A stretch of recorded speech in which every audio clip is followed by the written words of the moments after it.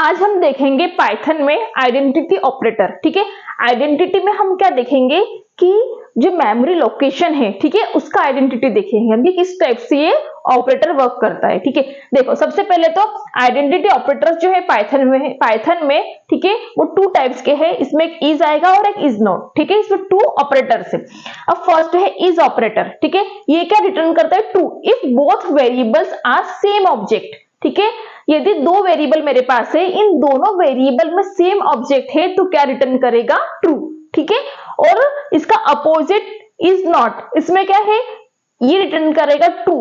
कब ट्रू हमको रिटर्न करेगा? जब दोनों जो वेरिएबल है उसमें हमारे अलग अलग ऑब्जेक्ट्स है। ठीक है, इसको प्रोग्रामिंग से हम समझेंगे तो आपको ज्यादा अच्छे से क्लियर होगा। ठीक है, देखो यहाँ पर एक इनपुट कोड मैंने लिखा हुआ है। अब ये कोड जो है वो कैसे एग्जीक्यूट होगा? ठीक है, अब देखो सबसे पहले तो जो इज है, ठीक है, इज ऑपरेटर हम देखेंगे।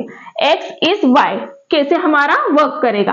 देखो मैंने क्या किया, एक x वेरिएबल लिया, एक y वेरिएबल लिया। ठीक है, x में मैंने क्या लिखा, दो ऑब्जेक्ट लिए, एप्पल बनाना, और y में मैंने दो ऑब्जेक्ट लिए, एप्पल और बनाना। ठीक है, इन दो वेरिएबल में मैंने क्या किया, कुछ ऑब्जेक्ट लेके रखे हुए। ठीक है, एक लिस्ट बना ली है। ठीक है, और यहाँ पर मैंने लिखा z equal to x means जो x वेरिएबल में वैल्यूज थी वो मैंने किस में असाइन करवाई?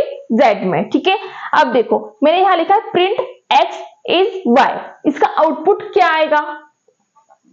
x इज y मीन्स यदि मैंने यहाँ पर क्या बताया, इसका आउटपुट कैसा है?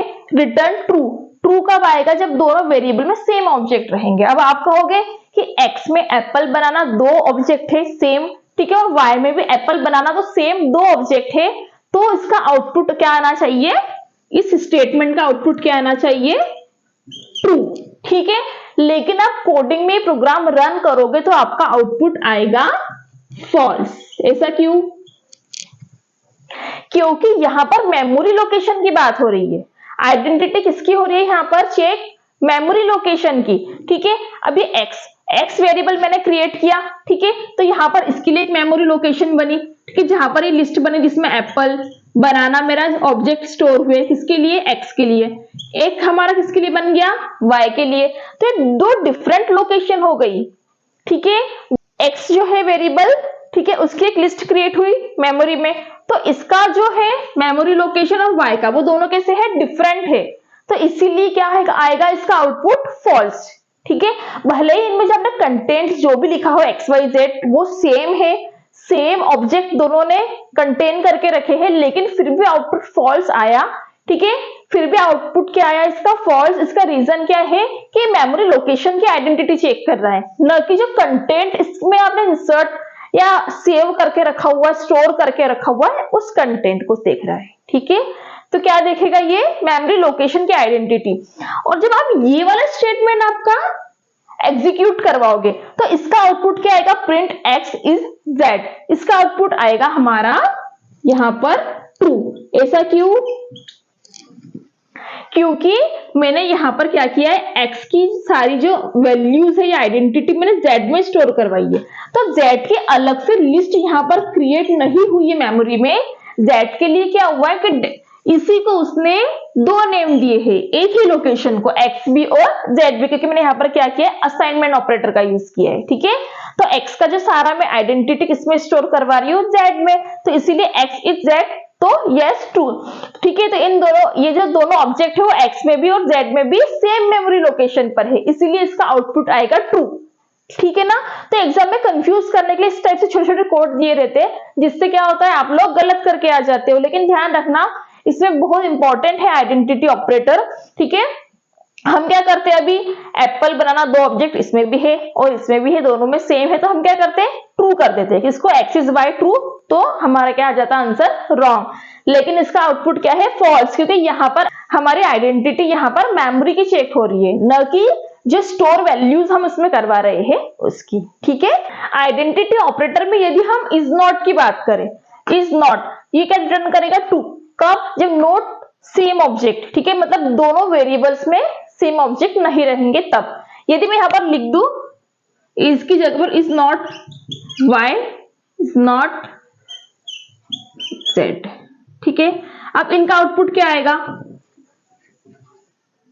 ठीक है, x इज नॉट y तो क्या आ जाएगा, ट्रू।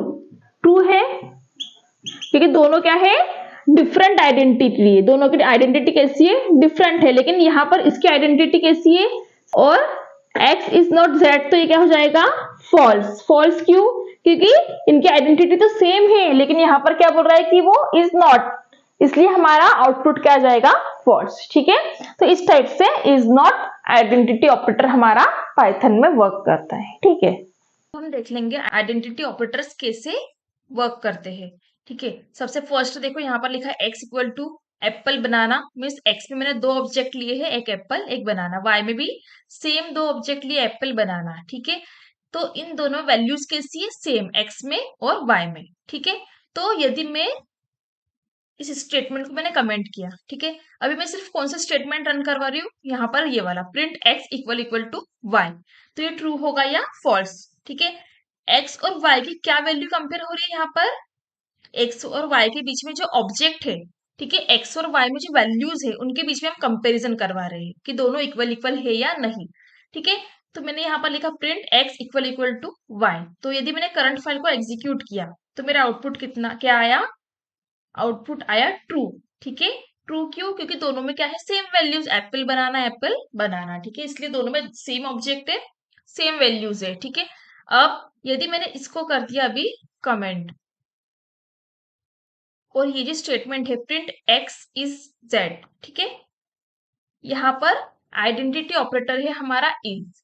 ठीक है, इज ऑपरेटर क्या करता है कि चेक करता है कि x और z इन दोनों में जो वैल्यूज है, ये वैल्यूज चेक ना करके क्या चेक करता है, इन ऑब्जेक्ट का आइडेंटिटी, किस बेसिस पर, लोकेशन के बेसिस पर। ठीक है, x इज z, यहाँ पर देखो थर्ड जो स्टेटमेंट है, ये थर्ड लाइन में मैंने कहा कि x का जो वैल्यूज है वो किसमें डाल दिए, z में। ठीक है, मीन्स क्या हो जाएगा, यहाँ पर x का जो मेमोरी लोकेशन है, ठीक है, तो x का जो मेमोरी लोकेशन है उसको मैंने किस में डाल दिया है, z में, मतलब एक सेम मेमोरी लोकेशन का टू नेम दे रहे, एक x और एक z। ठीक है, अब ये देखते हैं ये जो स्टेटमेंट है ट्रू होगा या फॉल्स, इसको यदि मैं एग्जीक्यूट करूं तो क्या आएगा यहाँ पर, ट्रू। ठीक है, लेकिन यदि मैंने इस स्टेटमेंट से कमेंट हटाया, ये स्टेटमेंट क्या है, यहाँ पर x, यहाँ पर क्या लिखा, x इज y।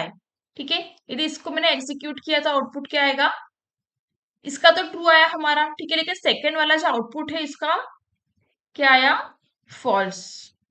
फॉल्स क्यों, x इज y। अब आप सोचोगे कि x में जो वैल्यूज है, एप्पल बनाना दोनों में सेम है और ऑब्जेक्ट भी दोनों में सेम है, लेकिन फिर यहाँ पर आउटपुट फॉल्स क्यों आया, इसका रीजन ये है कि यहाँ पर ये जो x है, ठीक है, जो आइडेंटिटी ऑपरेटर है इज, ये क्या कर रहा है, इन दोनों के बीच में जो मेमोरी लोकेशन है वो चेक कर रहा है। ठीक है, कि जो पर्टिकुलर ऑब्जेक्ट है सेम मेमोरी लोकेशन पर है क्या, नहीं।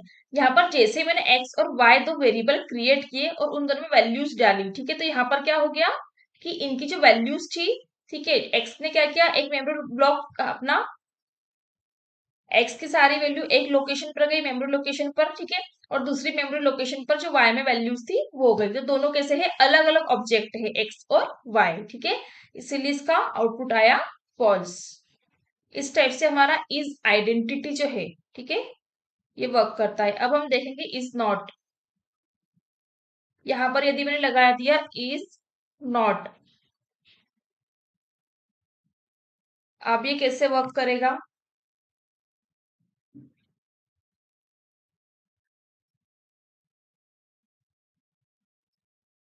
इसको यदि एग्जीक्यूट किया तो आउटपुट क्या आया, फर्स्ट का false, x is not z, तो क्या हुआ, फॉल्स।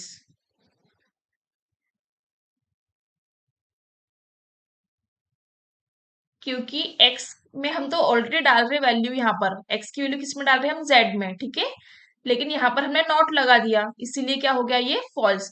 और सेकेंड वाला क्या हो गया अब, ट्रू,